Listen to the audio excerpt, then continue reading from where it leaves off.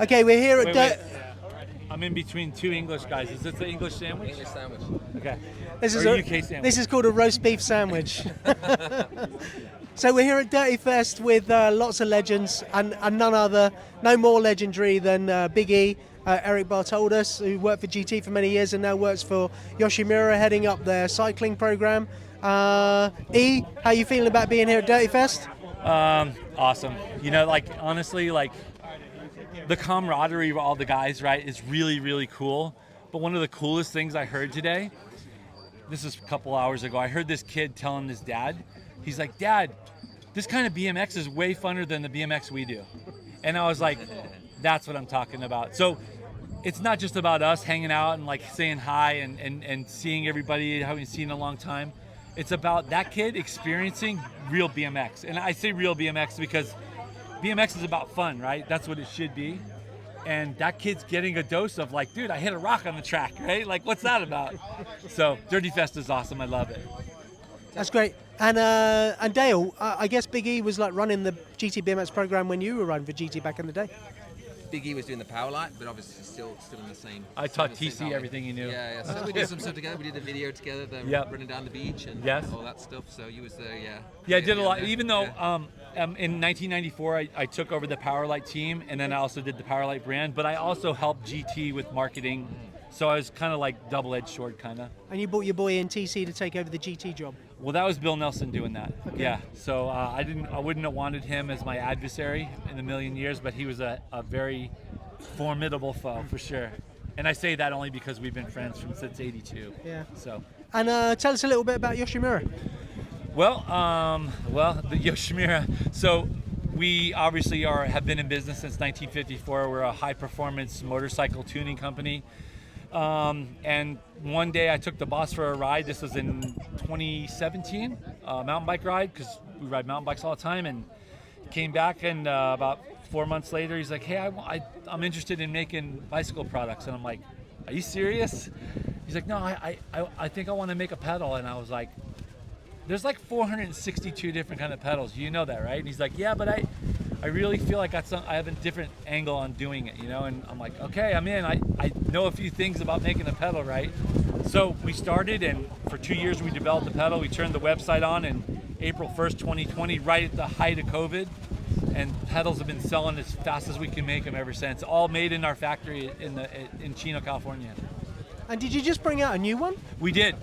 So over the last 4 years, we've really learned hey, how can we make the pedal better? Because Yoshimura as a company has always been about performance and never settling. Let's try to make it better and better. So we have a guy named Colin Timmermans in-house that he helped us develop the pedal early on. And 2 years ago, we brought him on full time.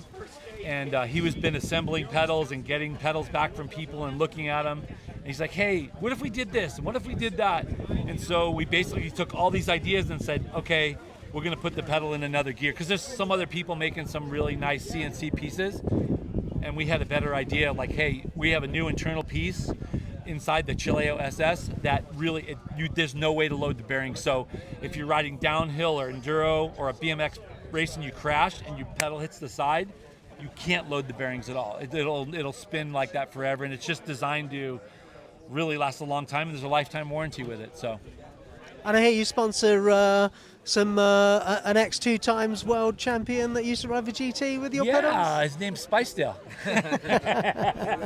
No, it's dude, guys like Dale, I love, one of my favorite things to do, and this is with anybody, not just Dale, but when we get pedals to people and they're like, "Wow, these pedals seriously make a difference." You can feel what we've done.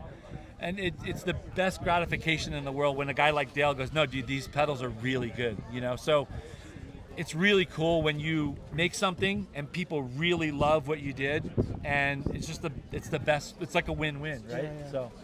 And we're really blessed to have Gary Turner come out to DIRTYFEST this weekend. Been a while since you've seen Gary?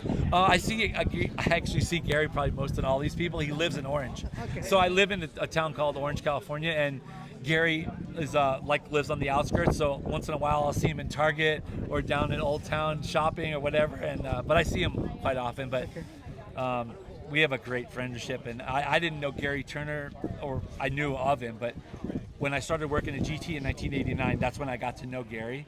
And he's the nicest, gentle giant there is, you know. Yeah, and since, I mean, but it's great to see him out here. Yeah, it is great to see him out here.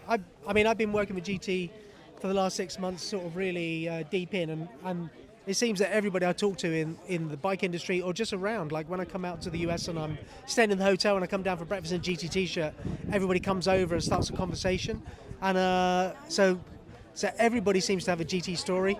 You must have more GT stories than anybody I could ever think of, and I'm sure you've got some really spicy ones. But is there a particular story about your time with GT that you think you could share that wouldn't get us all in trouble? I'll show you. I shared a Gary Turner story earlier on. This is pretty cool. So this is probably around 1992. We're on Gothard Street in Huntington Beach. And Dave Cullinan had to have everything custom all the time, right? So he said, Gary, I really want a really light chromoly frame. And say, okay. So Gary went out and got this triple butted chromoly tubing for Cully, and came back from the chrome shop, and the thing had a ding in the down tube. And I'm like, oh, dude, and this thing was so freaking light, dude. This Robinson was chrome and super light, right? I'm like, dude, now we got to make another one. It's like, Gary goes, give me the frame. And he put it in a vise and went, bing! Dude, you wouldn't know the dent was there. Like the guy knows metal so much that he knew that would pop out. And we never told Cully, right? Because he would have probably like, I'm not riding that. But dude, you would have never known the dent was in it. So that's kind of a cool, fun story. Yeah, I bet that bike's still around somewhere, right? Maybe in someone's garage or Cully's cellar. Okay, Big E, thanks for giving us a bit of time here at DIRTYFEST. Really appreciate you. If you want to check out the Yoshimura pedals, just go on It's YoshimuraCycling.com. Perfect. Yep. Thanks, Big E. Cheers.